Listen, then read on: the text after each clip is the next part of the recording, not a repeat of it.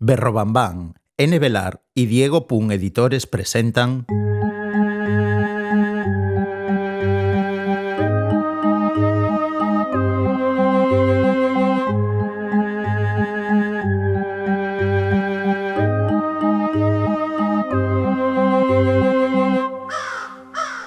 Trece avisos.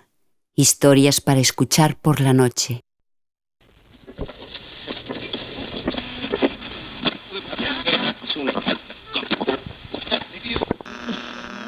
En la comodidad del sofá, delante de la pantalla grande o pequeña que nos ilumina el rostro, asistimos a crímenes, masacres, invasiones extraterrestres, catástrofes naturales, posesiones demoníacas, pandemias y ataques de zombies. Son ficciones, nos decimos. Todo falso, nos tranquilizamos. Y en todo caso, habría tan pocas posibilidades de que nos ocurriera eso precisamente a nosotros, a nosotras, entre todas las personas que hay en el mundo. Por eso tenemos miedo del contagio, de no poder evitar que algo te infecte y que ese algo esté en las personas con las que te cruzas, a las que tocas, a las que les abres la puerta, y que después ese algo se quede en ti, que también te cruzas con otras personas y entras en casas ajenas. Nos aterroriza ser parte de la más infectada que busca extender la plaga. Al final, lo peor de nuestros temores es que nos suceda lo que vemos detrás de la protección de las pantallas. Tendríamos que saber cómo salir de esas situaciones a las que asistimos cientos de veces con el alma en un puño, devorando palomitas de maíz, patatas fritas o cacahuetes, pero no sabemos, porque no nos las creemos, hasta que pasan. Soy Paula Carballeira y te doy la bienvenida a 13 Avisos, un podcast donde hablamos sobre el miedo, contamos historias e intentamos explicar lo inexplicable para poder dormir por la noche sin temor a las pesadillas.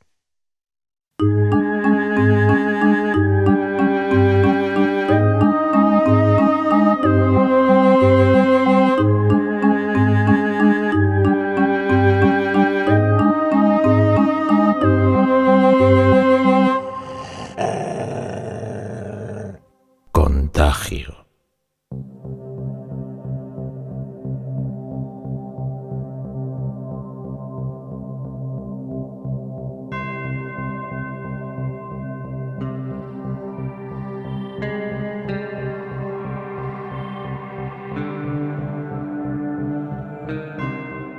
Primero fue Lucía la que faltó a clase. Hacía tiempo que tosía y tenía esas ojeras oscuras que asustaban. Después fue Anabel y después Nerea. Empezábamos a pensar en algún tipo de virus que afectase solo a chicas, cuando faltó Adrián, y Bryce y Enzo. Todos tosían. Todos tenían ojeras oscuras y la piel tan blanca como una tela transparente en la que se distinguían las venas.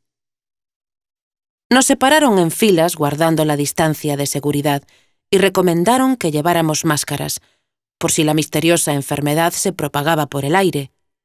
Pero nada resultó. Al final quedamos 4 en el aula, y la profesora, que pidió la baja en cuanto Ana faltó, y Julia, Marco y yo éramos los únicos resistentes a la plaga. Mi madre y mi padre se preocuparon tanto que no dejaron que Julia viniera a estudiar a mi casa.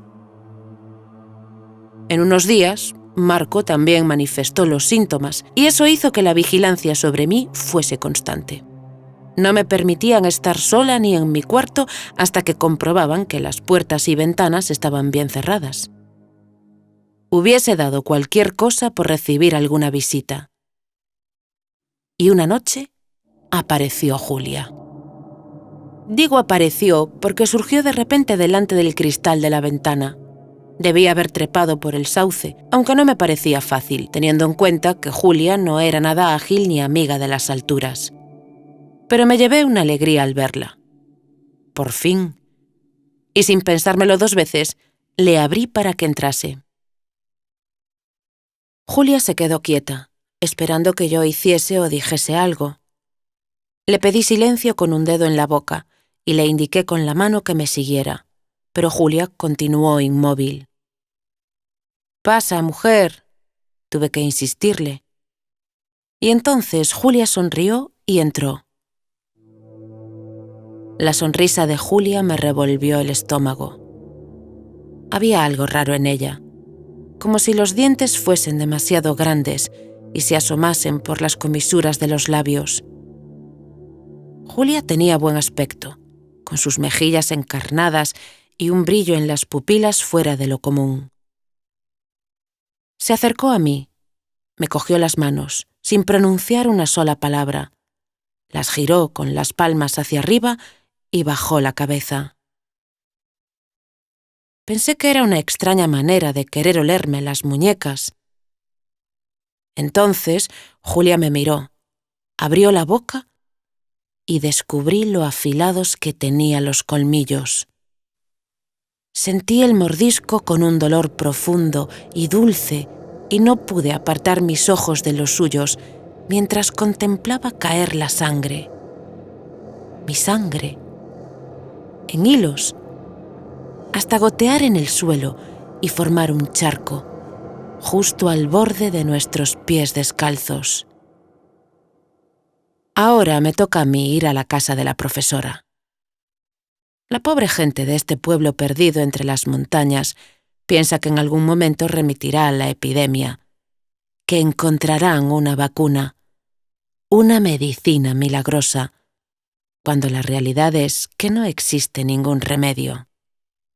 Quizás el fuego, y sería hermosa una gran hoguera con nuestros cuerpos. Quizás una estaca en el corazón y separarnos la cabeza del cuerpo, si les hacemos caso a los clásicos.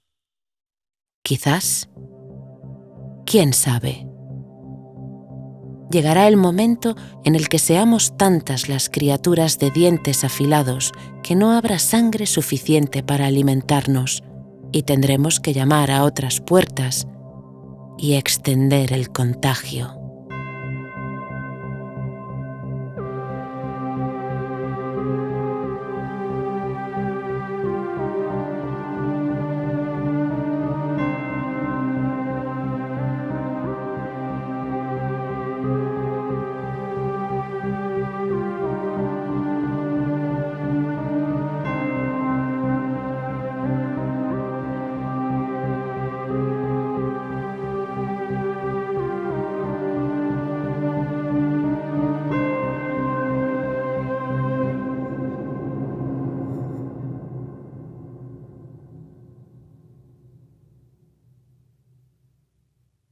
Generalmente formamos parte de la mayoría y sabemos cómo controlar a esas criaturas de diferentes formas que nos acechan, porque somos más.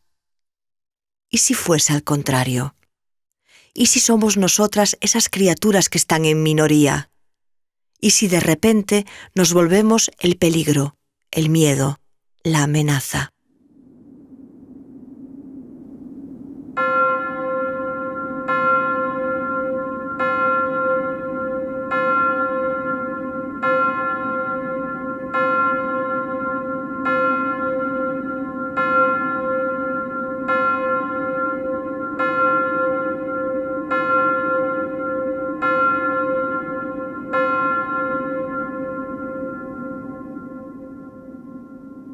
Aviso número 13.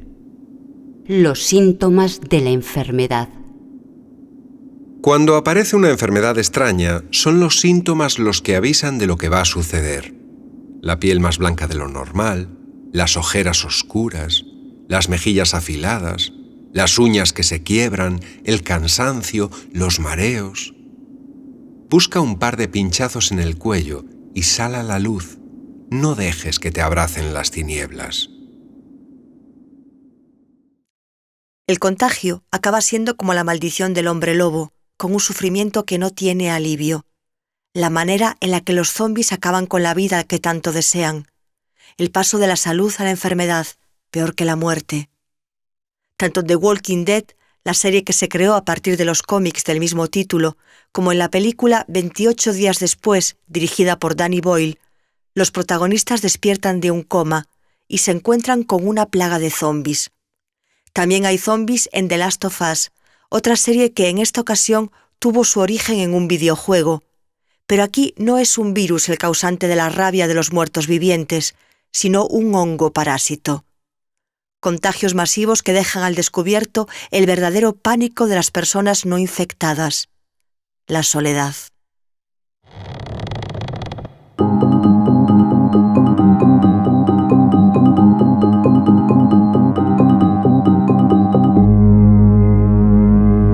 Historias del ataúd.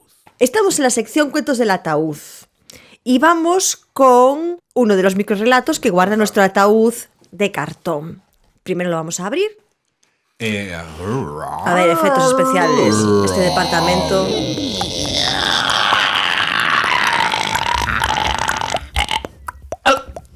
Vale. ¿Y a quién le toca? A José. José. Perdón, que es que estoy aquí con Deja los efectos especiales, selecciona un cuento y pásaselo a alguien. Pero no lo abras tú. Ay, no, yo soy más inocente. Yo se lo doy a Chiqui. Ya estamos. ¿Quieres las gafas? A ver, primero la gomita, eso es. Venga. A ver. ¿Quiere firma? No. Seguro. Sí. Estás segurísimo. O sea, sí, seguro, sí. A ver, no vi por detrás, igual. A ver.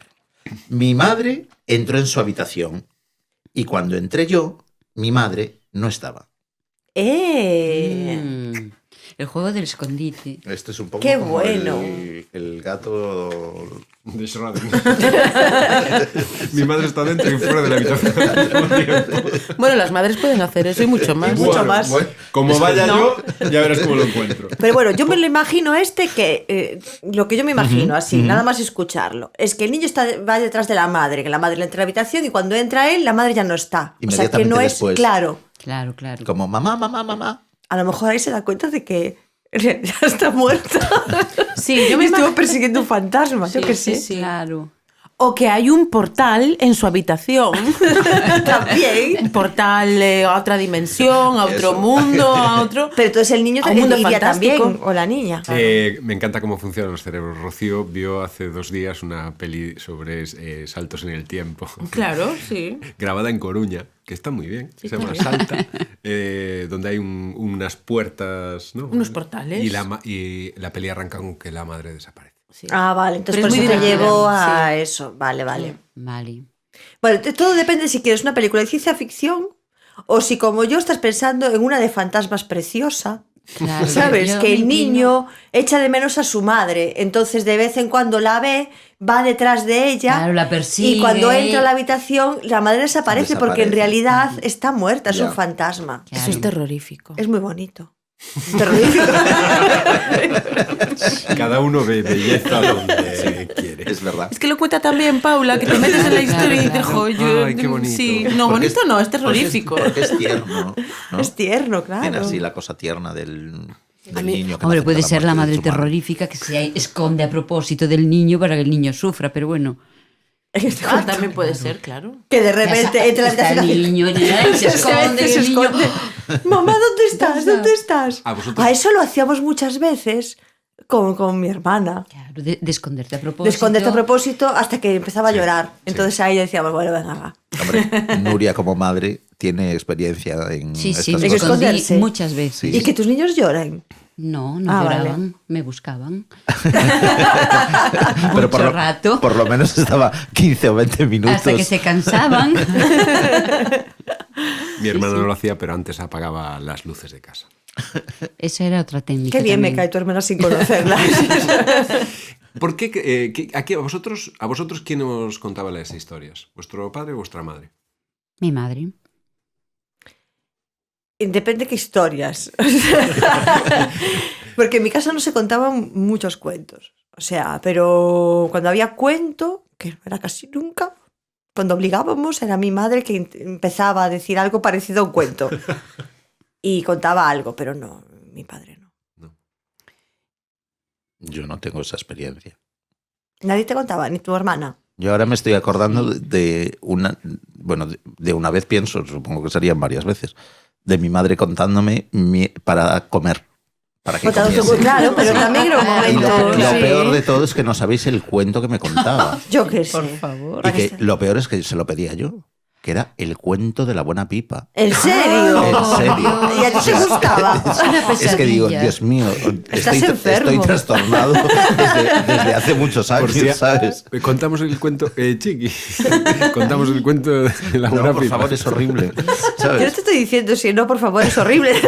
Siento que si quieres que contemos el cuento de la buena pipa. Ay, qué... Aprendió, se calla.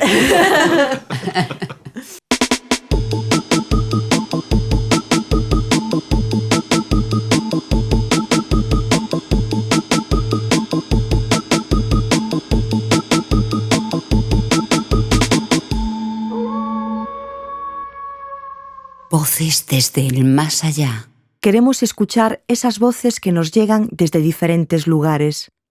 Voces de personas que saben sobre el miedo, sobre los miedos, que los escriben, los dibujan, los cuentan, los imaginan y los comparten.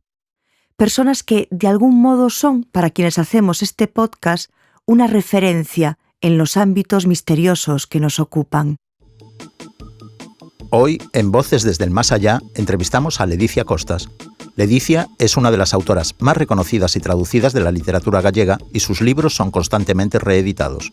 En los últimos años ha recibido importantes reconocimientos como el Premio Merlín de Literatura Infantil en 2 ocasiones, la primera de ellas con su obra Escarlatina, la cocinera cadáver.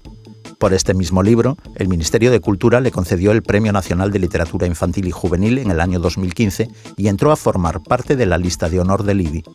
Consiguió el Premio Lazarillo de Creación Literaria en el año 2015, en el 2017 y en el 2022. En el año 2020 recibe el Premio de la Cultura de Galicia de Creación Literaria y en el año 2022 gana la 20ª edición del Premio de Poesía a Fundación con el poemario Ultraluz. La primera pregunta sería si recuerdas la primera vez que sentiste la sensación de miedo, a lo mejor no la primera vez, pero el primer recuerdo que te viene a la cabeza de sentir miedo. Los primeros recuerdos que yo tengo asociados al miedo son en la infancia. Nosotros vivíamos en una casa rodeada de campo por todos lados y cada vez que tenía que ir a algo a la calle y era de noche, ahí surgía ese miedo. Y era un miedo aterrador, era un miedo que yo no era capaz de controlar. Era el miedo que me controlaba a mí y no yo a él. Claro, en invierno anochece muy temprano, a las 9 de la noche, 8:30 incluso, aquí es de noche. Entonces, como me mandasen a hacer algo fuera de casa, surgían esos miedos que, insisto, eran imposibles de controlar. Lo pasaba realmente mal, realmente mal. Yo tenía como la sensación de que iba a aparecer en ese momento alguna criatura recién llegada del más allá, del inframundo, y que me iba a hacer algo terrible. Uh-huh. Tú como un referente en la literatura de este tipo que trata el tema del miedo de diferentes maneras, de lo fantástico, ¿por qué crees que no solo los niños y las niñas ni los jóvenes, sino también, yo creo que todas las personas, ¿no? Pero especialmente en unas edades hay esa fascinación por el miedo? De hecho, a mí me sucedía de pequeña. Cuando tenía la oportunidad de escuchar una historia de fantasmas, de inframundo, pues aquello me resultaba verdaderamente atractivo. El motivo es difícil de identificar cuál es la razón concreta de por qué, pero yo creo que es porque el concepto de la muerte, el misterio, el miedo, está rodeado de un halo extraño que no sabemos identificar. Es imposible desentrañarlo, ¿no? Y es como la fascinación que sentimos con lo misterioso. Es difícil explicar el por qué, pero es cierto que provoca una curiosidad extra, un morbo extra. Lo que te quería preguntar era cuando estabas contestando pues lo de los cuentos, ¿no? Que veníamos de una cultura donde tradicionalmente, la tradición oral, hay mucha presencia del elemento del miedo, ¿no? También supongo que tiene que ver con la geografía que tenemos y con nuestra propia tradición, pero quería saber qué otros referentes tienes, tanto en un sentido literario como en un sentido fílmico, en un sentido general, en relación al miedo. Pues pienso muchas veces en lo mucho que echo de menos haber tenido a alguien de mi familia, estos mayores que tanto saben de cuentos y que me hubiesen contado cuentos de miedo. Eso no sucedió, pero sí que a través de la literatura, sí que me llegaron las historias de miedo. Y el primer recuerdo que tengo de haber leído cuentos de miedo que realmente me impactaron, y creo, estoy segura de que ese fue el gancho que me conectó irremediablemente ya con este tipo de historias y con todo ese universo gótico del que luego me he ido nutriendo en todos los sentidos. Es un libro de cuentos titulado Cuentos maravillosos del mundo entero. Es una compilación que hizo un hombre llamado James Riordan y que trae cuentos de miedo de todo tipo. Y hay uno en concreto que fue mi favorito durante muchísimos años, titulado La muerte quiere ser madrina, donde la protagonista era ella, la muerte, que iba con su túnica y con su guadaña, estaba en una cueva que está llena de velas que representaban las vidas de los seres humanos. Cuando la vela era muy alta, significaba que eran personas de corta edad. Los bebés eran los que tenían la vela más alta y las personas mayores, muy viejas, eran las que tenían la vela más corta. Y cuando la muerte decidía que alguien tenía que morir, tenía que acabar con una vida, con su guadaña cortaba una de esas velas. Y la metáfora me parecía preciosa. Cortar una vela se acaba una vida. Claro, luego volví a ese libro de adulta, ese libro se rompió de tanto usarlo, se le acabaron cayendo las hojas, lo destrocé a fuerza de leerlo y me lo volvieron a regalar, pero me lo regalaron cuando yo ya tenía casi prácticamente 40 años y volví a releer todas esas historias y cuando llegué bueno, todas me parecieron aterradoras y en especial La muerte quiere ser madrina y ahí pensé, Dios mío, pero yo leía esto con 7 años y con 8 y con 9 y lo disfrutaba, en serio. Y ahí como que entendía por qué luego estaba aterrorizada cuando tenía que salir en plena noche a hacer cualquier cosa a la calle. ¿Cómo no iba a tener miedo? Y ese fue mi primer contacto con la literatura de terror. Y luego ya enganché con El pequeño vampiro de Ángela Sonnenborn, que era una colección de cuentos publicada en España por Alfaguara que yo tomaba prestados en la biblioteca de mi colegio, de mi escuela, y de ahí ya pasé a Bram Stoker. Drácula para mí marcó un momento muy importante en mi vida como lectora, y luego todas las obras de Anne Rice, y luego a través del cine, pues podría mencionar Twin Peaks, que luego también pienso, en serio, veíamos Twin Peaks con 12, 13, 14 años y de verdad nos enganchábamos a ese universo tan extraño, porque era un universo muy extraño. Y de ahí pasé a Fuego camina conmigo, que es también una película de Lynch que forma parte del universo Twin Peaks y que es terror, o sea, psicológico, pero es una película absolutamente aterradora, desagradable.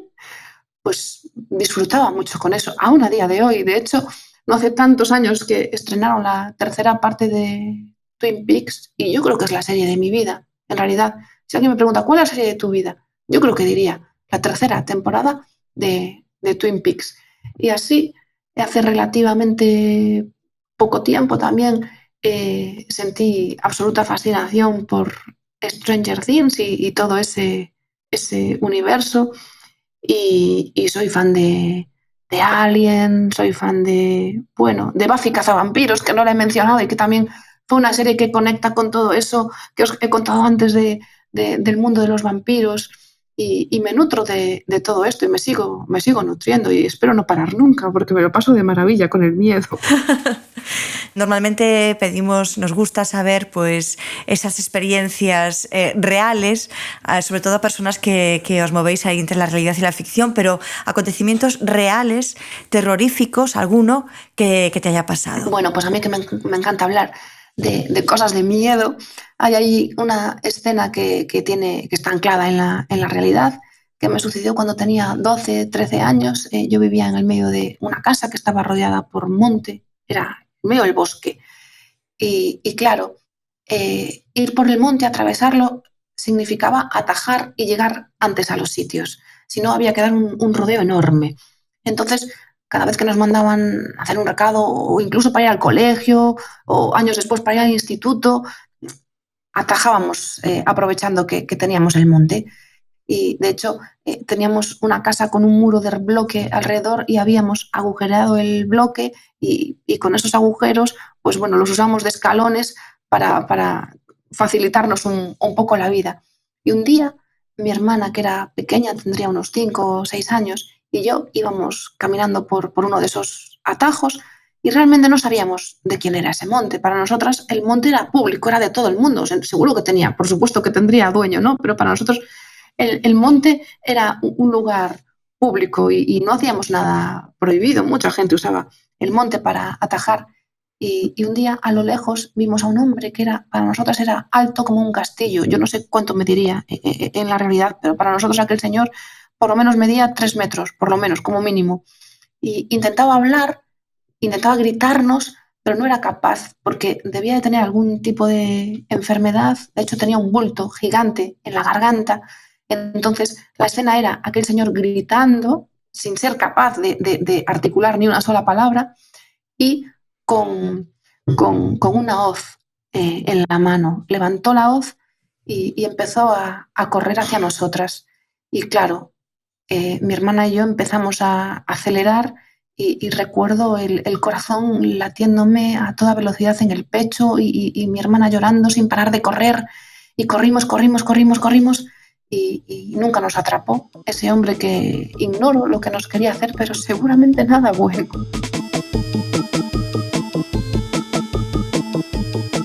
Hasta aquí este episodio de 13 avisos. Muchas gracias por acompañarnos. Que paséis unas buenas noches. Y por cierto, un consejo. No huyáis del miedo. Espantadlo.